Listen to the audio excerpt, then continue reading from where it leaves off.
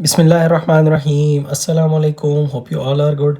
हम पढ़ रहे थे केमिस्ट्री का चैप्टर एटॉमिक स्ट्रक्चर और आज की वीडियो में हम डिस्कस करेंगे सब atomic particles, behaviours of electron, proton, neutron in the electric field, proton number and atomic number, atomic mass and the most important topic relative atomic मास।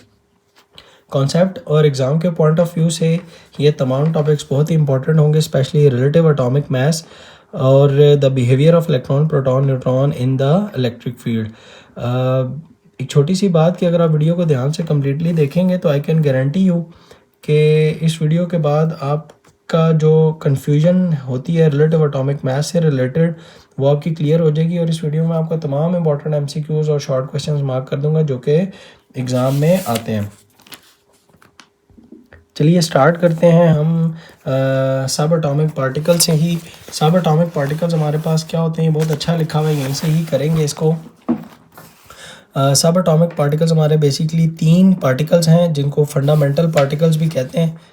यानी atom के अंदर जो फंडामेंटल पार्टिकल्स हैं वो तीन हैं, इलेक्ट्रॉन, प्रोटॉन एंड न्यूट्रॉन।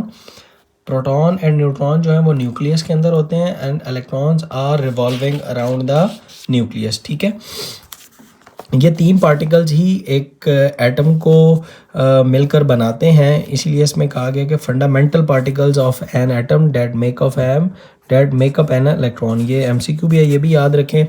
और हर एक के बारे में दो इंफॉर्मेशन दी गई हैं, एक उनके ऊपर चार्ज, रिलेटिव चार्ज, और दूसरा उनका relative mass. Relative charge proton के ऊपर +1, न्यूट्रॉन के ऊपर 0, ये न्यूट्रॉन्स आर न्यूट्रल। इलेक्ट्रॉन के ऊपर नेगेटिव चार्ज यानी -1 चार्ज होता है एक इलेक्ट्रॉन के ऊपर। और दूसरा जो मासेस दिए हुए हैं, प्रोटॉन का जो मास है AMU के अंदर, जो इस वीडियो का हमारा आखिरी टॉपिक होगा रिलेटिव एटॉमिक मास का, ये वो यूनिट लिखा हुआ है AMU। और इसका वज़न होगा हमारे पास, यानी जो इसका मास होता है 1.6726 इंटू 10⁻⁻27 kg में। और AMU में एक AMU होगा, ठीक है, 1 एटॉमिक मास यूनिट, ये याद रखना है आपने। दूसरा, अगर आप न्यूट्रॉन का देखें तो न्यूट्रॉन का भी 1 AMU ही होता है। और जो kg में अगर आप देखते हैं तो 1.6749, ये देखें 26 और ये 49, थोड़ा सा ही डिफरेंट है दोनों में, लेकिन न्यूट्रॉन फिर भी थोड़ा सा हैवी है। ये देखें ना, ये 49 है प्रोटॉन से, इसका 0.6726 है, तो थोड़ा सा कम है। इलेक्ट्रॉन तो बहुत ही छोटा है जी वज़न के लिहाज से, और ये है जी 1/1836 AMU, यानी कि एक AMU का भी कितना, 1 डिवाइडेड बाय, अगर मैं आपको करके दिखाऊं 1836 AMU, ठीक है, तो ये बनती है जी 5.4466 इंटू 10⁻⁻4 AMUs बनते हैं। और kg में अगर आप देखें तो 9.11 इंटू 10⁻31 kgs बनते हैं। एक शॉर्ट क्वेश्चन और भी आ सकता है कि कितने इलेक्ट्रॉन्स हों तो यानी उसका वज़न जो सा वो बनेगा 1 AMU के बराबर, तो आप कहेंगे 1836 इलेक्ट्रॉन्स हों, क्योंकि एक इलेक्ट्रॉन का वज़न 1/836 है। तो इसका मतलब ये हुआ ना कि 1836 इलेक्ट्रॉन्स हों, यानी इतने ज़्यादा नंबर्स में ये नंबर लिखा है मैंने, इतने इलेक्ट्रॉन्स हों तब मेरे पास इतने ज़्यादा, यानी 1836 इलेक्ट्रॉन का जो मेरे पास फिर जो मास होगा वो होगा 1 AMU, ये याद रखिएगा, ठीक है। The mass of 1836 electrons is equal to 1 AMU, ये भी एक इम्पॉर्टेंट MCQ है, ये आपसे वो बना के पूछ सकता है। अच्छा, इसके बाद है मेरे पास दोबारा से इन्होंने वही बात बताई हुई है जो स्ट्रॉन्ग न्यूक्लियर फोर्स के बारे में पिछली वीडियो के अंदर थी कि जो एग्जिस्ट कर रही होती है। और यहाँ पे उन्होंने बता दिया protons and neutrons are found in the nucleus, electrons orbit the nucleus in the fixed shell. और जो न्यूक्लियस के अंदर जो फोर्स होती है हमारे पास उसको स्ट्रॉन्ग न्यूक्लियर फोर्स कहेंगे। ये बातें उसने दोबारा से यहाँ पे रिपीट कर दी। नेक्स्ट है जी मेरे पास relationships between subatomic particles. इसमें इन्होंने बताया हुआ है कि प्रोटॉन और न्यूट्रॉन का जो वज़न होता है वो रफली 1 AMU होता है, यही हमने यहाँ पे देखा भी था कि 1 AMU है। और जो मास के अंदर, जो एटॉमिक मास के अंदर जो कंट्रीब्यूशन है वो न्यूक्लियस की ही है, यानी इलेक्ट्रॉन का मास बहुत थोड़ा होता है तो हम उसे निग्लिजिबल ही कंसिडर करते हैं। Electrons have much less mass so their contribution to the total mass of an atom is usually negligible. ये था जी relationship between subatomic particles, यानी उनके मास का बेसिकली रिलेशनशिप बताया हुआ है with respect to the mass of the atom. ठीक है, कि एक एटम के मास के अंदर इन तीनों की जो फंडामेंटल पार्टिकल्स हैं इनकी मास की कंट्रीब्यूशन कितनी कितनी है। फिर जो प्रोटॉन और जो इलेक्ट्रॉन को बाइंड करके रखती है जो फोर्स, ऑब्वियसली उसको इलेक्ट्रोस्टैटिक फोर्स कहते हैं। ये यहाँ पे इसमें ये बात बताई हुई है, ये भी याद रखिएगा, इंपॉर्टेंट एमसीक्यू है। और नेक्स्ट टॉपिक है मेरे पास the behaviour of proton, neutrons and the electrons in an electric field. अच्छा, यहाँ पे इन्होंने क्या किया है कि एक इलेक्ट्रिक फील्ड ली है और इलेक्ट्रिक फील्ड में इन्होंने तीनों पार्टिकल्स इस तरह ना गुजारे हैं। ठीक है, अब आपको पता है कि इलेक्ट्रिक फील्ड में एक प्लेट होती है जिसके ऊपर नेगेटिवली चार्ज होता है। अब ये इलेक्ट्रिक फील्ड है, एक तरफ नेगेटिव प्लेट लगी हुई है, एक तरफ पॉजिटिव प्लेट। ये पॉजिटिव प्लेट और नेगेटिव प्लेट लगा देते हैं तो ये इलेक्ट्रिक फील्ड हो गई, यानी ये इलेक्ट्रिक फील्ड अप्लाई किया। मैं आपको एक्सपेरिमेंट इधर दिखाता भी हूँ कि ये कैसे की है। ठीक है, थोड़ा सा इधर इसको सेट कर लेता हूँ अपने पास और इधर मैं आपको दिखाता हूँ। ये देखें जी, ये मेरे पास एक इलेक्ट्रिक फील्ड थी और इस तरह ये मेरे पास है। मैं सेम ले लेता हूँ साइड के ऊपर, ये नेगेटिव यानी इसके ऊपर चार्ज है और इस प्लेट के ऊपर, ये प्लेट है, इसके ऊपर पॉजिटिव चार्ज है। ठीक है, ये इलेक्ट्रिक फील्ड अब अप्लाई हो गई और इसकी डायरेक्शन पॉजिटिव टू इस तरह नेगेटिव होगी। ठीक है, अच्छा, अब यहाँ से ये तीन पार्टिकल्स जो उनसे हैं मेरे पास, फंडामेंटल पार्टिकल जो हैं प्रोटॉन, न्यूट्रॉन, इलेक्ट्रॉन, ये मैंने इस तरह विद वेलोसिटी इसकी तरफ फेंके, विद द सेम वेलोसिटी, ये याद रखना है। अब होगा क्या, इलेक्ट्रॉन के ऊपर आपको पता है कि नेगेटिवली चार्ज होता है, तो वो जिस टाइम इधर आएगा नेगेटिव नेगेटिव को रिपेल करेगा और ये पॉजिटिव इस इलेक्ट्रॉन को अट्रैक्ट करेगा, तो इसलिए ये जो है ना ये ऐसे जाएगा, इसकी तरफ अट्रैक्ट होगा ना, तो इसका ये पाथ होगा, ये इलेक्ट्रॉन का पाथ है। अगर मैं आपको प्रोटॉन का पाथ दिखाऊं, मैं प्रोटॉन को ब्लैक से दिखा रहा हूँ प्रोटॉन के पाथ को, तो वो ये ऐसे आएगा और जब इलेक्ट्रिक फील्ड के अंदर अट्रैक्ट करेगा तो प्रोटॉन के ऊपर चूँकि पॉजिटिव चार्ज होता है तो वो इस पॉजिटिव प्लेट की वजह से रिपेल होगा, तो इस नेगेटिव फील्ड यानी प्लेट की तरफ ये अट्रैक्ट होगा, तो ये ऐसे जाएगा। ठीक है, ये ऐसे जाएगा। अच्छा, ये मैंने डेलिबरेटली बनाया है, बेसिकली इसका पाथ और इसका पाथ सेम नहीं है, और जो न्यूट्रॉन्स होंगे वो बिल्कुल ऐसे सीधे चले जाएंगे क्योंकि उनके ऊपर कोई चार्ज नहीं होता, दे आर न्यूट्रल, तो वो बिल्कुल सीधे चले जाएंगे अनडिफ्लेक्टेड। ये थी इसके अंदर तीन बातें। एक शॉर्ट क्वेश्चन पड़ा हुआ है, वो कहता है कि जी इलेक्ट्रॉन का ना, ये इलेक्ट्रॉन का कर्व पाथ है और ये प्रोटॉन का पाथ है। ये देखें, मैं थोड़ा सा इसमें दिखाता हूँ, ये प्रोटॉन का पाथ है। वो ये क्वेश्चन आपसे कर सकता है कि इन दोनों का पाथ सेम क्यों नहीं है, यानी कि इलेक्ट्रॉन को ऐसे क्यों नहीं आया, यानी सेम बिल्कुल सेम तरह की इनकी क्यों नहीं है, ये जल्दी बेंड क्यों हुआ है, यानी इसका सर्कल बेंडिंग का जो है वो कम क्यों है।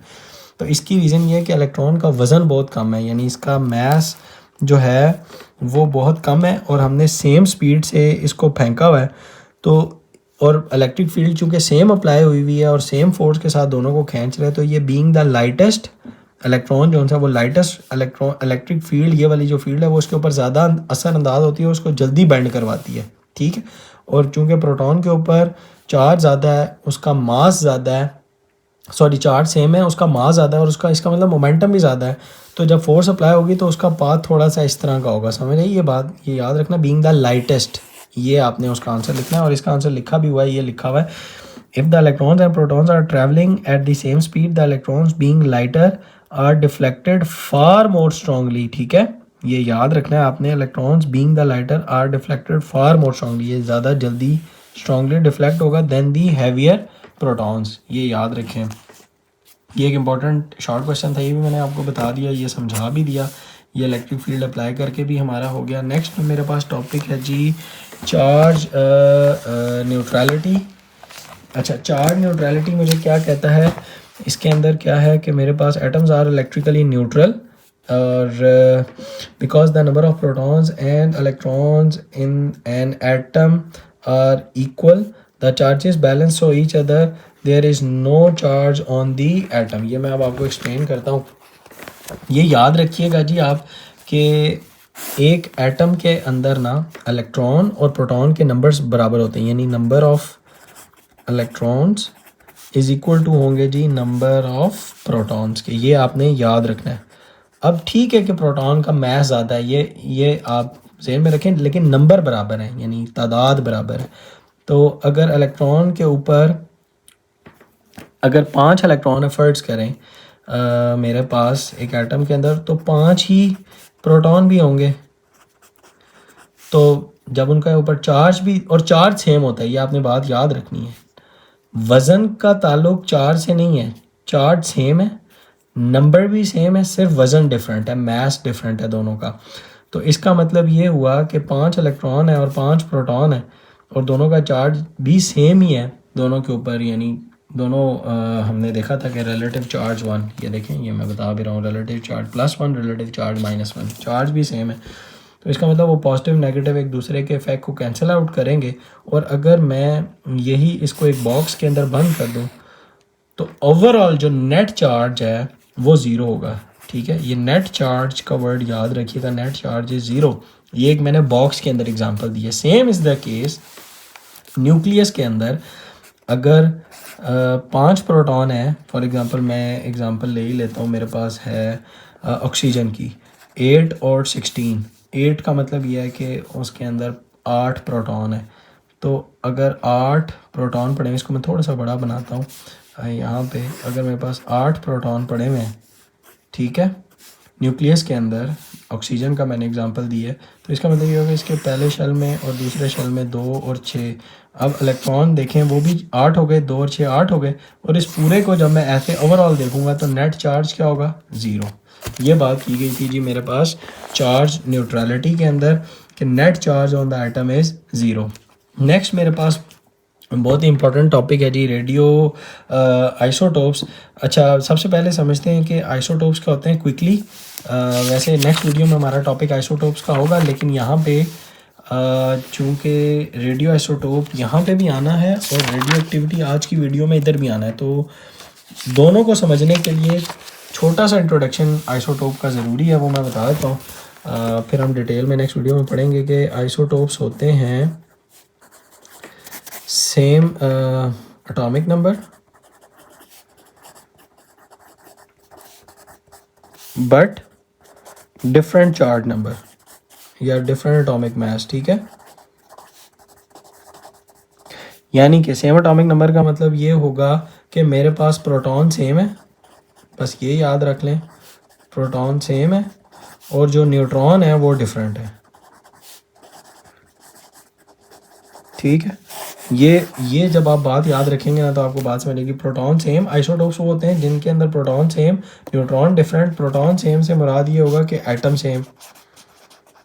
ठीक है, अब सेम एटम, ये याद रखना है आपने, सेम ही एटम के डिफरेंट वर्जन होते हैं, यानी एक के अंदर न्यूट्रॉन एक्स्ट्रा होगा तो वो उसी एलिमेंट का आइसोटोप होगा। फॉर एग्जांपल कार्बन के 3 आइसोटोप है, सबका एटॉमिक नंबर जो है वो 6 है। ठीक है, यानी सब के अंदर प्रोटॉन 6 हैं, और ये 12 और ये 13 और ये 14। अब मैं इसके अंदर proton proton proton neutron neutron और न्यूट्रॉन ड्रॉ करूँ तो प्रोटॉन 6 प्रोटॉन 6 प्रोटॉन 6 तीनों के अंदर, और न्यूट्रॉन होंगे 12 - 6 इज़ 6, 13 - 6 इज़ 7, और इसके अंदर न्यूट्रॉन होंगे मेरे पास जी 8। अब देखें न्यूट्रॉन्स आर डिफरेंट, जो मैंने आपको बात बताई थी, न्यूट्रॉन डिफरेंट और सेम प्रोटॉन। अब इन तीनों के अंदर देखें प्रोटॉन सेम है और न्यूट्रॉन डिफरेंट है, और ये सेम ही एटम है, यानी तीनों ही कार्बन है, तो इसको आइसोटोप कहते हैं। अच्छा, अब रेडियो एक्टिव आइसोटोप क्या होगा जी? रेडियो एक्टिव आइसोटोप्स का मतलब ये होगा कि किसी न्यूक्लियस के अंदर ना जो अनस्टेबल कॉम्बिनेशन बना होगा न्यूट्रॉन और प्रोटॉन का, ठीक है, तो उसको वो फिर अनस्टेबिलिटी की वजह से वो डिके हो रहा होगा और वो रेडियो एक्टिव रेज इमिट कर रहा होगा। ठीक है, ये बात आपको समझ आई? यानी कि ये भी अब अल्लाह की शान है कि फॉर एग्ज़ाम्पल ये अब रेडियो एक्टिव आइसोटोप है, ये वाला। ठीक है, अब इसका जो ये कॉम्बिनेशन बना हुआ है ना प्रोटॉन और न्यूट्रॉन का, ये अनस्टेबल कॉम्बिनेशन है, तो ये रेडियो एक्टिव आइसोटोप है ये वाला कार्बन का। ठीक है, तो इसको हम लिखेंगे कैसे, कार्बन 14, यानी कि वो कार्बन जिसका एटॉमिक मास 14 है। ऊपर एटॉमिक मास लिखते हैं, नीचे एटॉमिक नंबर लिखते हैं, तो कार्बन 14 का मतलब कार्बन का जो 14 वाला जो एटॉमिक मास वाला जो आइसोटोप है वो बेसिकली अनस्टेबल है। और ये मैं आपको बता भी देता हूँ। यही बात लिखी हुई है, different isotopes of the same element have the same number of proton but different neutrons. Some isotopes of an element are unstable, or radioactive isotopes of an element can be defined as the atom that contain an unstable combination of the neutron and proton और excess energy in their nucleus. ये भी याद रखें. या ये भी कह सकते हैं कि जो न्यूक्लियर की जो फोर्स होती है ना, जो स्ट्रॉन्ग न्यूक्लियर फोर्स थी, जो भी हमने पढ़ा था पीछे भी, कि प्रोटॉन और प्रोटॉन न्यूट्रॉन जो न्यूक्लियस के अंदर जो एटम प्रोटॉन्स को होल्ड करके रखती है, उसको स्ट्रॉन्ग न्यूक्लियर फोर्स कहते हैं. वो फोर्स भी अनबैलेंस्ड होती है, ये भी याद रख लें. या ये कह लें कि अनस्टेबल कॉम्बिनेशन होता है प्रोटॉन न्यूट्रॉन का, और एक्सेस एनर्जी मौजूद होती है न्यूक्लियस के अंदर. अब 3 एग्जांपल्स भी दे दी हैं, और ये मैंने मार्क भी कर दिया कि एग्जांपल आपने रेडियोएक्टिव आइसोटोप को डिफाइन यहाँ से लेकर यहाँ तक करना है. और ये एग्जांपल लिखनी है कि हाइड्रोजन का जो 3 वाला था, जिसको प्रोटियम कहते हैं. हाइड्रोजन के भी 3 आइसोटोप हैं, जिसमें एक का नाम प्रोटियम है, उसका मास 3 है. कार्बन 14 अभी मैंने आपको दिखा दिया. और यूरेनियम का मास यानी 238 एटॉमिक नंबर वाला AMU वाला जो है वो रेडियो एक्टिव है. ठीक है, ये भी कंप्लीट हुआ हमारे पास. नेक्स्ट टॉपिक है मेरे पास प्रोटॉन और एटॉमिक नंबर और न्यूक्लियॉन नंबर और एटॉमिक मास. और फिर हम यूनिकनेस के ऊपर आएंगे. इस टॉपिक को और इसको मैं दोनों को मिलाकर समझाऊंगा, यानी प्रोटॉन नंबर और एटॉमिक नंबर को, और न्यूक्लियॉन नंबर और एटॉमिक मास को मैं इकट्ठा समझाऊंगा, फिर आपको क्लियर हो जाएगा. अभी इस वीडियो तक तो आपको काफ़ी हद तक क्लियर हुआ भी होगा. अच्छा, और प्रोटॉन नंबर और न्यूक्लियॉन नंबर. अच्छा, एटॉमिक नंबर की डेफिनेशन भी सिंपल यही होती है, ये आप लिख भी लें. एटॉमिक नंबर होता है जी simple the number of protons. ठीक है, present in the nucleus is called atomic number. ये एटॉमिक नंबर की मेरे पास डेफिनेशन है. और एटॉमिक मास की डेफिनेशन मेरे पास क्या होती है, या मास नंबर की, ये सारे एक ही चीज़ के 3-4 नाम है. एटॉमिक मास या मास नंबर भी कहते हैं. इसकी डेफिनेशन होती है जी number of protons plus number of neutrons present in the nucleus. ठीक है, फॉर एग्जांपल ये ऊपर मैंने एग्जांपल्स भी देखें दी हुई थी. 6 + 6 यानी प्रोटॉन और न्यूट्रॉन दोनों को ऐड करें तो मेरे पास एटॉमिक मास या मास नंबर या न्यूक्लियॉन नंबर बनेगा. तो 6 + 6 = 12, वो मैंने ये ऊपर लिखा हुआ है. और कन्वेंशन ये है कि एटॉमिक मास हमेशा सिंबल के साथ ऊपर लिखा जाएगा लेफ़्ट साइड पे, ये देखें लेफ़्ट साइड है. और एटॉमिक नंबर या नंबर ऑफ प्रोटॉन जो है वो लेफ़्ट साइड के ऊपर ही नीचे लिखे जाएंगे इस तरह.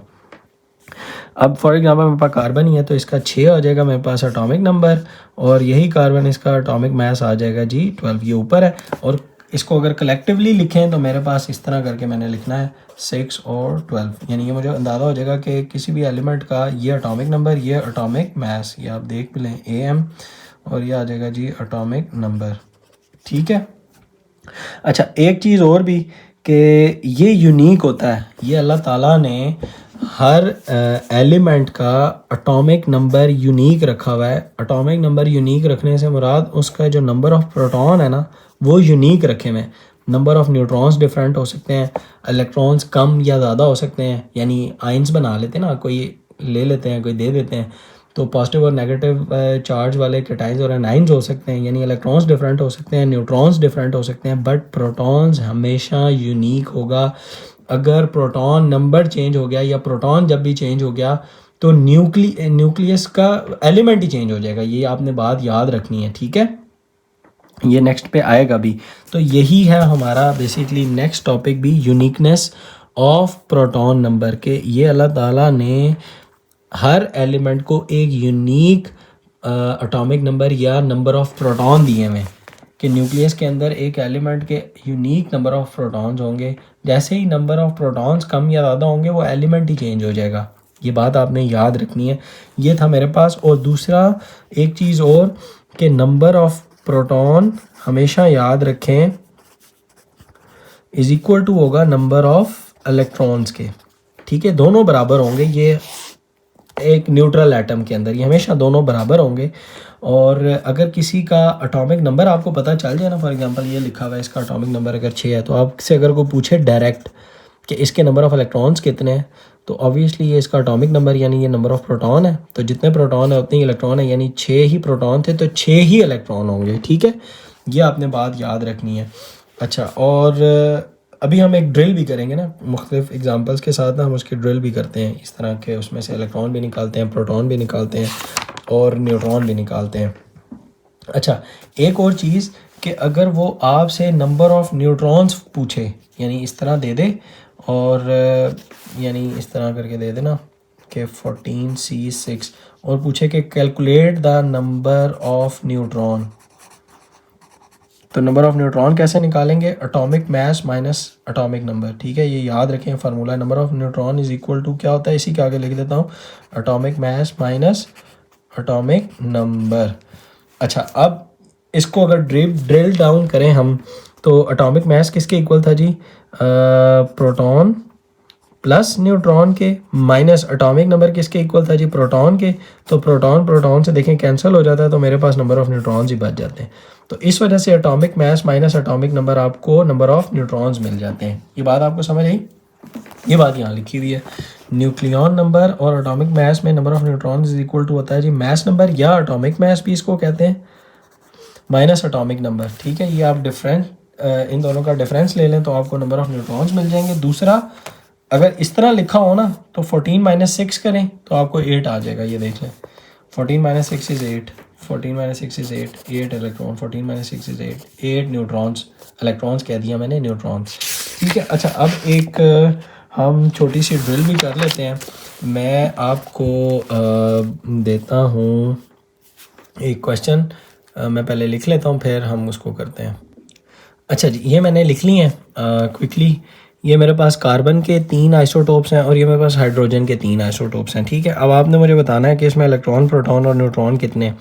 इसके अंदर देखें एटॉमिक नंबर जो है वो 6 है, तो एटॉमिक नंबर होता है नंबर ऑफ़ प्रोटॉन, तो प्रोटॉन इसके अंदर 6 हो गए, जितने प्रोटॉन है उतने ही इलेक्ट्रॉन ये भी 6 हो जाएंगे। ठीक है, न्यूट्रॉन कितने होंगे? 12 माइनस 6, मैंने आपको बताया था atomic mass minus atomic number, तो मेरे पास 6 आ जाएगा।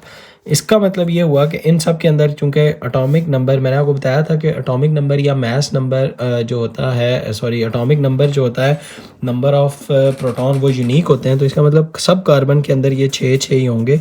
इसी तरह इलेक्ट्रॉन भी मेरे पास 6 ही होंगे। न्यूट्रॉन बस डिफरेंट होंगे, मेरे पास 13 माइनस 6 इज़ 7 और ये 14 है, 14 minus 6 is 8। This is how you can calculate electron, proton and neutron. दूसरा है मेरे पास हाइड्रोजन के 3 आइसोटोप्स। इसके अंदर आपको नज़र आ रहा है कि एटॉमिक नंबर जो है वो 1 ही है, तो इसका मतलब प्रोटॉन जो है वो मेरे पास 1 ही होगा। तीनों के अंदर 1 ही प्रोटॉन है, जितने प्रोटॉन है उतने ही इलेक्ट्रॉन भी होंगे, तो 1 1 और 1 ही होगा।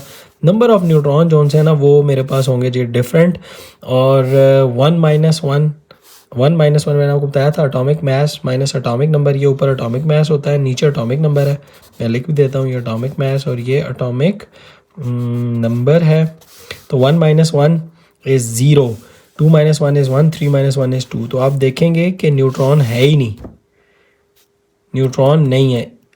ठीक है, और ये भी याद रखें, यहाँ पे ना एक बड़ा इंपॉर्टेंट एक चीज़ भी आ जाती है कि हम H पॉजिटिव को ना, याद होगा आपको, H पॉजिटिव को प्रोटॉन ही कह देते हैं। क्यों कहते हैं प्रोटॉन? क्योंकि H पॉजिटिव, H के अंदर आप देखें कि क्या चीज़ पड़ी हुई है, एक इलेक्ट्रॉन है और एक प्रोटॉन है, न्यूट्रॉन है ही नहीं। ठीक है, अब इलेक्ट्रॉन ही निकल गया उसके न्यूक्लियस से, तो वो H पॉजिटिव हो गया, तो पीछे क्या बचा? एक ही प्रोटॉन। तो इस वजह से H पॉजिटिव को प्रोटॉन भी कह देते हैं आप। ये भी एक अच्छी समझने वाली चीज़ थी जो मैंने यहाँ पे आपकी क्लियर कर दी, और यूनिकनेस वाले मैंने सारे पहलू आपको यहाँ पे क्लियर कर दिए हैं। उसके बाद ये मैंने आपको बता दिया था प्रोटॉन और इलेक्ट्रॉन बराबर होंगे। तो अल्हम्दुलिल्लाह हमारे पास ये टॉपिक भी कंप्लीट हो चुका है। एक छोटा सा क्वेश्चन भी है कि atomic number of an element is 17 and atomic mass is 35। How many protons and neutrons are in the nucleus of an element. अब प्रोटॉन कितने होंगे? जितना उसका एटॉमिक नंबर है, एटॉमिक नंबर 17 है, तो इसका मतलब 17 ही नंबर ऑफ़ प्रोटॉन है। और नंबर ऑफ़ न्यूट्रॉन कैसे निकलेंगे? Atomic mass minus atomic number, तो वो 35 माइनस 17 करेंगे तो you will get 18 number of neutrons. ये हमारा कंप्लीट हुआ। लास्ट 2 टॉपिक्स हमारे radio activity and relative atomic mass. Radio activity तो अभी हमने पहले भी पढ़ा, इसको भी फिर थोड़ा सा क्विकली देख लेते हैं। ये कहते हैं कि जी न्यूक्लियर फोर्स जो है नॉर्मल किसी भी एटम के अंदर ना वो बैलेंस होती है, ठीक है।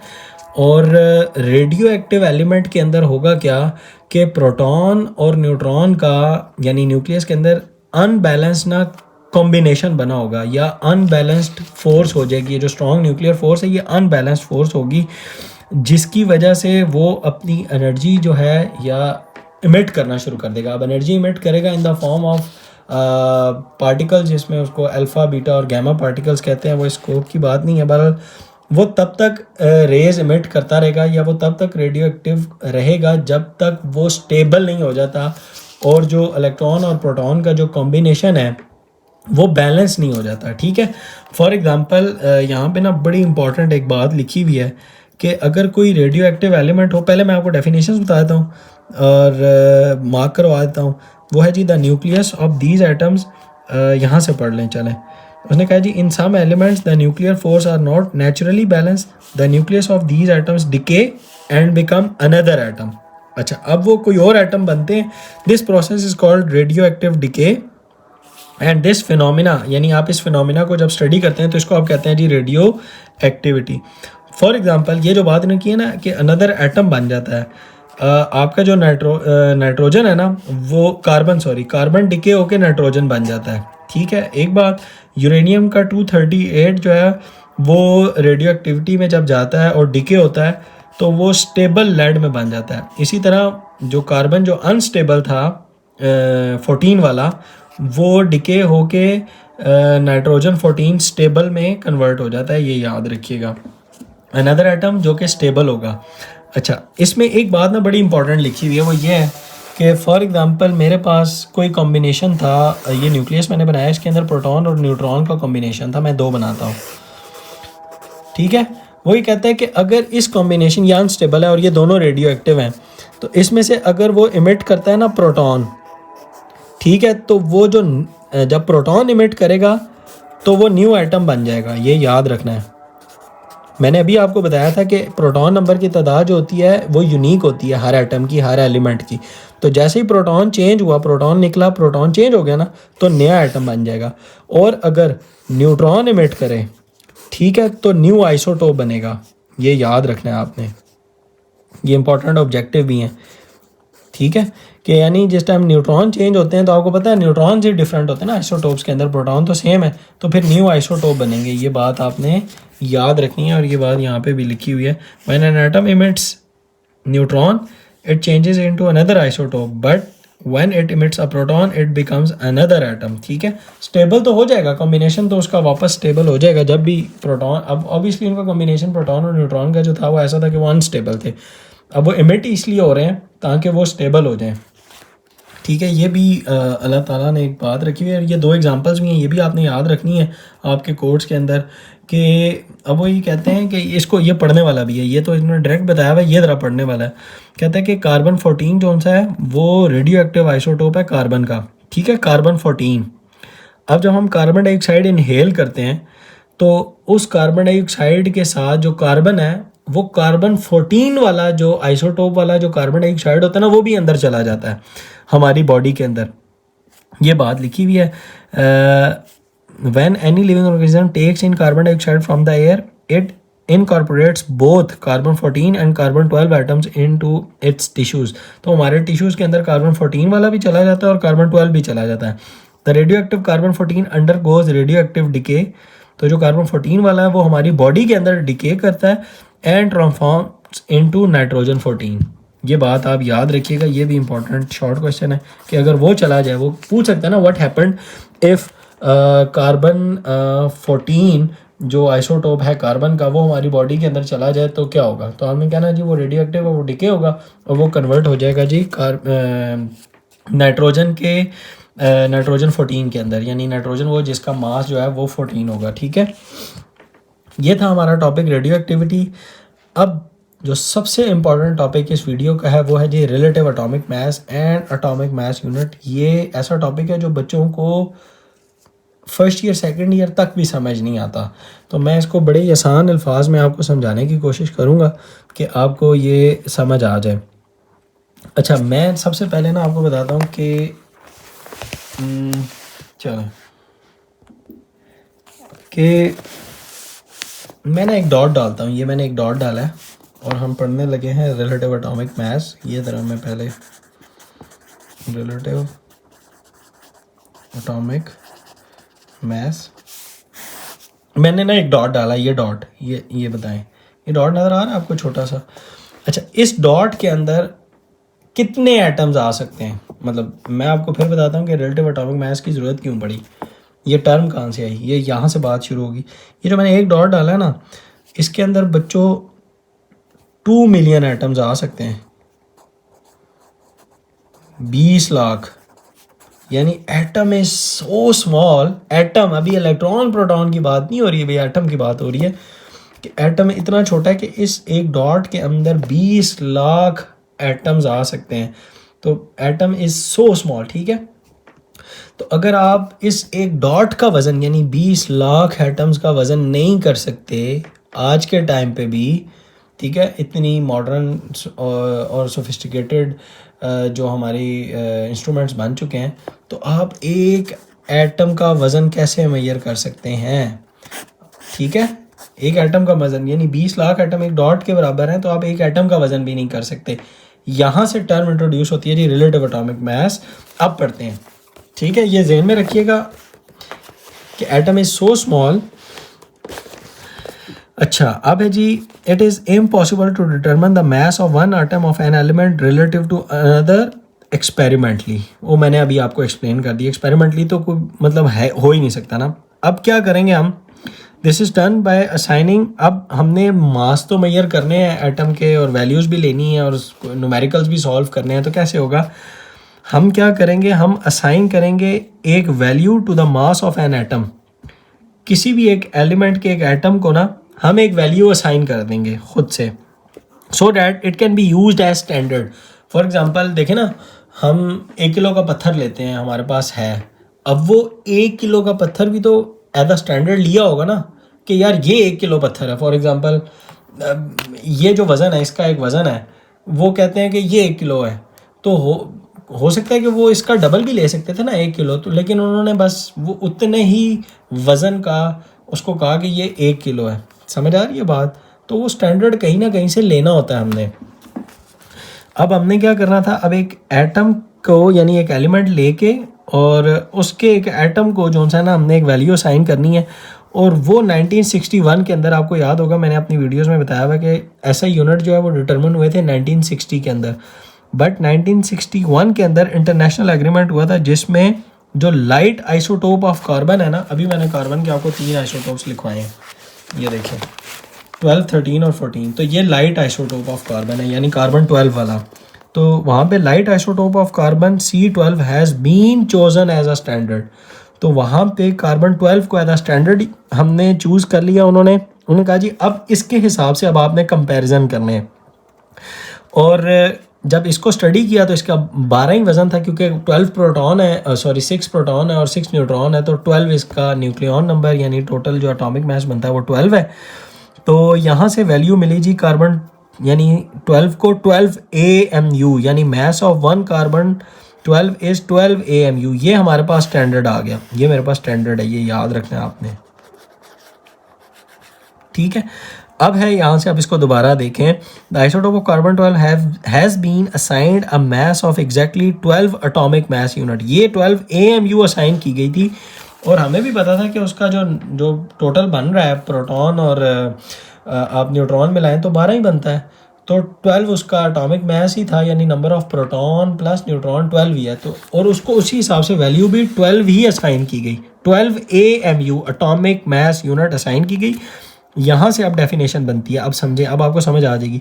The mass of an atom of an element, अब जिसको कंपेयर करना है उसका रिलेटिव किसके साथ कंपेयर करना है? Relative to the mass of an atom of carbon 12, यानी कार्बन 12 वाला 3 है ना, कार्बन 12, कार्बन 13 और कार्बन 14। तो ये कार्बन 12 का मतलब है कार्बन 12 वाला एटॉमिक मास के साथ कंपेयर करेंगे, is called its relative atomic mass. It's कौन है? वो जिसका कंपेयर करके देख रहे हैं ना। अब फिर देखें, the mass of an atom of an element, यानी फॉर एग्जांपल अगर हाइड्रोजन का कर रहे हैं तो यहाँ पे डेफिनेशन होगी the mass of an atom of an hydrogen relative to the mass of one atom of carbon 12 is called the relative atomic mass of hydrogen होगा। ये जो H है ये वो है जिसको कंपेयर कर रहे हैं। जिस तरह हमने अगर 1 किलो का पत्थर स्टैंडर्ड हो गया ना, दूसरी तरफ हमने कोई चीज़ मेजर करनी है तो हम दूसरी तरफ रखते रहते हैं। तो हम इसी तरह अगर आप इसको भी देखें कि अगर मेरे पास कोई मैं सिर्फ हाइपोथेटिकली समझा रहा हूँ कि मेरे पास इस तरह अगर कोई तराजू होता है तो एक तरफ मैंने कार्बन 12 को रखना है और वो कंपेयर हो रहा होगा दूसरी तरफ कोई भी एटम्स, कोई भी एलिमेंट्स जिनका आप मैयर कर रहे होंगे जी रिलेटिव एटॉमिक मास। मैयर कर रहे हैं एटॉमिक मास ही हैं, लेकिन चूंकि रिलेट करके कर रहे हैं ना, तो इस वजह से रिलेटिव एटॉमिक मास। और हम जो डेली लाइफ के अंदर बेसिकली मासेस मैयर कर रहे होते हैं वो भी रिलेटिव ही होते हैं, लेकिन वो चूंकि हमारे समझ लें साथ मैचअप कर रहे होते हैं जितने हमारे वज़न है, तो हमें समझ आ रहे होते हैं कि ये वज़न है। ये चूंकि बहुत माइक्रोस्कोपिक लेवल के ऊपर बात हो रही है तो इसको समझना थोड़ा सा मुश्किल लग रहा होता है स्टूडेंट्स को, लेकिन बात सेम है। हम जो मैयर कर रहे होते हैं एक तरफ ऐसे ही स्टैंडर्ड मास ही रखते हैं ना, 1 किलो का पत्थर रख देंगे, ठीक है, दूसरी तरफ हम चीज़ डालते जाएंगे ऐसे, वो जब बराबर हो जाएंगे हम कहेंगे जी ये चीज़ भी 1 किलो की हो गई है, ठीक है। ये मैंने नीचे चला गया था कि हम इस तरफ 1 किलो पत्थर रख देंगे 1 kg का, दूसरी तरफ हम चीज़ डालते जाएंगे और हम जब ये दोनों बराबर हो जाएंगे तो हम कहेंगे कि ये जो चीज़ है वो 1 किलो हो गई है। तो ये भी रिलेटिव ही था, रिलेटिव एटॉमिक मास ही है। अब समझ में आ गया? यानी अब जो भी एलिमेंट आपने जिसका भी वज़न देखना है वो रिलेट करेगा, यानी वो कंपेयर हो रहा होगा कार्बन 12 के साथ, ठीक है। और हमने एक कार्बन 12 एटम को जो स्टैंडर्ड दे दिया था वो 12 AMU दे दिया, ठीक है, ये याद रखना है। यानी हमने एक कार्बन 12 से मुराद कार्बन 12 वाला आइसोटोप को जो स्टैंडर्ड खुद से वैल्यू असाइन की ना, असाइनिंग वैल्यू वो की थी 12 AMU, और उसकी वैसे भी 12 ही बनती थी, यानी number of proton plus number of neutron वो 12 ही था। तो उसको वैल्यू जो खुद से असाइन भी की इंटरनेशनल एग्रीमेंट के अकॉर्डिंगली वो 12 AMU की। होप कि अब आपको ये समझ आ गया होगा। अब एग्जाम्पल के साथ करते हैं और आप देखते हैं कि 1 AMU क्या होता है। अब मैंने आपको यूनिटरी मेथड सिखाया हुआ है कि अगर मास ऑफ 1 कार्बन 12 एटम 12 AMU है तो मास ऑफ 1 कार्बन 12 एटम जो है वो उसको वैल्यू असाइन की है ना 12 AMU, ये वैल्यू असाइन हुई है 12 AMU। तो 1 AMU कितने के इक्वल होगा? वो भी इसी तरह डिवाइड कर देंगे ना, 1 AMU बनाने के लिए डिवाइडेड बाय 12 होगा। तो क्या हो जाएगा? Mass of 1 carbon 12 atom divided by 12 is equal to 1 AMU। समझ आ रही है? तो मास ऑफ 1 कार्बन 12 एटम में 12 ही है, 12 डिवाइडेड बाय 12 ही होगा तो 1 AMU हो जाएगा। ये थी बात जी, ये जब कटेगा तो ये थी, ये देखें 1 AMU is equal to mass of 1 carbon 12 atom divided by 12, वो डिवाइड हुआ है तो वो भी 12 डिवाइडेड बाय 12 1 ही आएगा। यहाँ तक था हमारा रिलेटिव एटॉमिक मास। अब कंपैरिजन आ गया।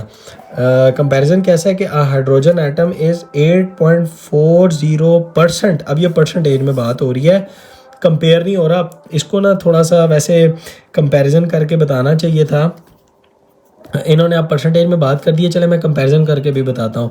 Hydrogen atom is 8.40% as massive as the standard carbon 12, यानी कि जो इस बात को ज़रा समझिएगा कि हाइड्रोजन एटम जो है ना वो 8.4% का मतलब होता है आउट ऑफ 100, यानी कार्बन के 12 का ना जो कार्बन 12 है उसका 8.4% मास है हाइड्रोजन का, ठीक है। यानी आउट ऑफ अगर 100, अगर आप कार्बन 12 को अगर 100 ले लें तो 100 में से उसका सिर्फ 8.4% बनता है। परसेंट का मतलब ही यही होता है ना कि out of 100। Therefore the relative atomic mass of hydrogen is इस तरह निकलेगा। अब आपको पता है कि कभी भी आपने परसेंटेज से वैल्यू निकालनी हो ना, अब ये परसेंटेज थी उससे मुझे वैल्यू निकालनी थी, ये वैल्यू निकली है। तो परसेंटेज से वैल्यू कैसे निकलती है कि आप आउट ऑफ मल्टीप्लाई बाय करते हैं टोटल और डिवाइडेड बाय करते हैं जी 100 के साथ। अब देखें 8.4%, मैं ऐसे कर देता हूँ, 8.4% है, 40% है, मल्टीप्लाई बाय किसका परसेंट था, 12 का था ना टोटल, डिवाइडेड बाय 100 करेंगे तो 8.40 डिवाइडेड बाय 12, ये देखें 8.40 मल्टीप्लाई बाय 12 डिवाइडेड बाय 100, तो ये मेरे पास कितना आ जाएगा जी, एक मिनट, 1.008। अच्छा वैसे इनको ना एक और तरीके से भी कहना चाहिए था, आप ये भी कह सकते थे कि जो हाइड्रोजन है ना, अब देखें हाइड्रोजन का एटॉमिक मास क्या होता है, 1 होता है, ये भी हमने पढ़ा भी हुआ ना, 1 यानी उसका एटॉमिक मास 1 है, ठीक है। तो हम ये भी कह सकते थे कि हाइड्रोजन जो है वो कार्बन के एटॉमिक मास से इसके 12 टाइम्स हो ना, तो तब यानी हाइड्रोजन एटम 12 हो तो एक कार्बन 12 बन सकता है, समझ आ रही है।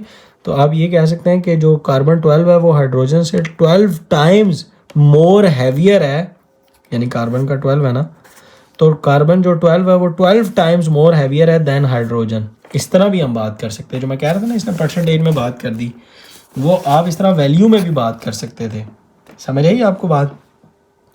अच्छा फिर उसके बाद मेरे पास इन्होंने कुछ रिलेटिव एटॉमिक मैसेज दिए हुए हैं और एक चार्ट बना दिया है हाइड्रोजन का 1.008 AMU। अब ये AMU में बात निकली है, बाय द वे अगर आपको ये बात समझ नहीं आई तो आप ये भी देख सकते हैं। फॉर एग्जांपल इंशाल्लाह इस साल आपके मार्क्स, अगर किसी बच्चे के मार्क्स जो हैं वो 900 आते हैं और टोटल इससे 900 नहीं 90% अगर आपके पास मार्क्स आ जाते हैं, फॉर एग्जांपल 90% मार्क्स हैं, अब मार्क्स पूछ रहा है कि मार्क्स कितने होंगे, तो 90% मार्क्स किसके आउट ऑफ टोटल यानी 1050 डिवाइडेड बाय 100 करें तो आपको मार्क्स मिल जाएंगे, ठीक है। ये देखें कैसे निकलेंगे, 90 मल्टीप्लाई बाय 1050 डिवाइडेड बाय 100, तो यू विल गेट 945, यानी आपके 945 मार्क्स होंगे जी 1050 में से, ये मतलब होता है।